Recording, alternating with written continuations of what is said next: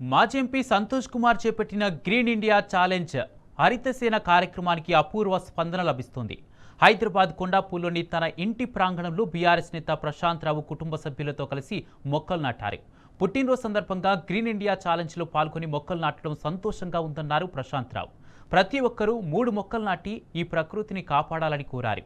ఈ కార్యక్రమంలో హరితసేన రాష్ట్ర కోఆర్డినేటర్ గరేపల్లి సతీష్, సిద్దిపేట హరితసేన కోఆర్డినేటర్ చెప్యాల రాజేశ్వర్, నవీన్ గౌడ్ తదితరులు పాల్గొన్నారు.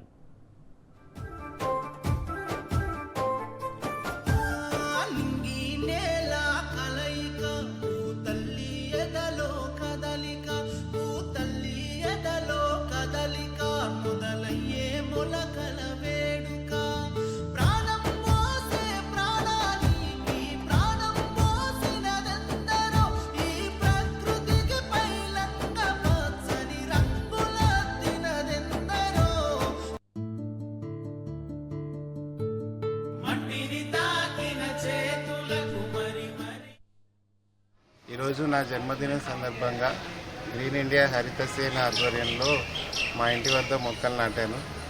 చాలా హ్యాపీగా ఉంది. అందరూ కూడా స్పెషల్ అకేషన్స్లో మొక్కలు నాటి వాటిని సంరక్షించి పెంచుకోవాలి. ఈ గ్రీన్ ఇండియా ఛాలెంజ్ని ప్రారంభించిన మా సంతానకు కృతజ్ఞతలు.